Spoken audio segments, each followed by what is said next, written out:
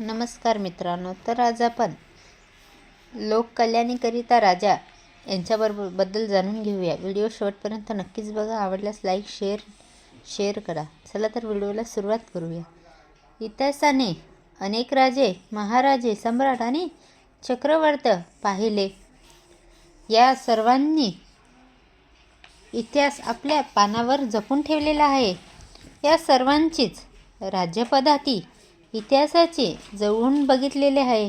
या सर्वांनीच चांगले वाईट कृत्य इतिहास हा एकमेव साक्षीदार आहे. त्यामुळेच कोणाचाही आजही जय जयकार होतो, तर कुणीही आजही लोकनिंदा बळी पडलेले दिसून येतात. यापैकी अनेक जण वेगवेगळ्या कामासाठी इतिहासात प्रसिद्ध झालेला आहे आणि गुणनिष्ठाही इतिहासात अजराम झालेली आहे.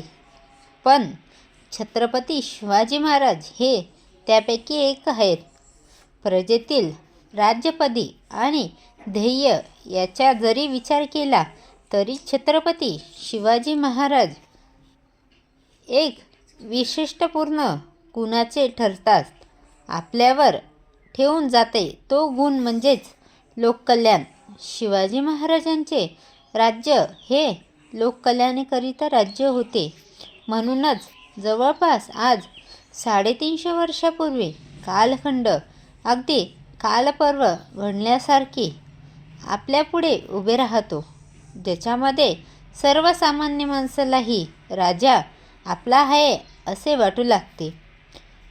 आपले कल्याणाची चिंता ही सतत कुणाला तरी आहे असे जनतेला वाटले तर तो राजा आपले नात्यातलाच आहे असं वाटते आपल्याला. ते खरे लोककल्याणाचा राजा. कोणत्याही व्यक्तीच्या कार्याशी मूल्यमापन करताना एक गोष्ट सतत लक्षात ठेवावी लागते, ती म्हणजेच तत्कालीन परिस्थितीही दृष्टीचा विचार करताना त्या व्यक्तीने केलेले कार्य हे आज परिशिष्ट अतिशय मोलाचे ठरते.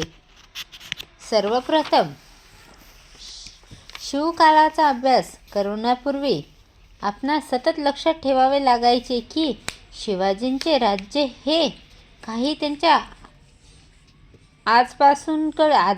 आजोबापासूनकडे बापाकडूनही मिळाले वारस नव्हता.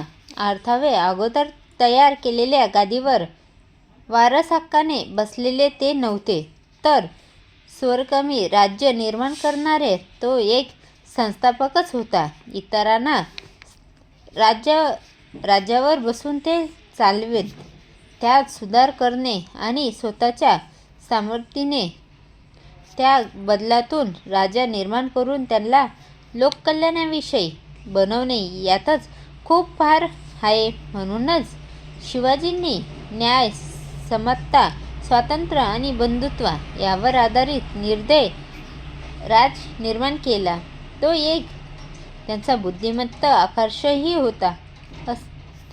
लोकजागृती कार्य करून लोकांना आपले अतिदृष्ट सहमत करून घेतात. शिवाजी महाराजांना असे आढळून आले की प्रजेतील धार्मिक व सामाजिक विषमता दूर करून लोककल्याणाकरिता राज्याची निर्मिती होऊ शकते. धार्मिक विषयात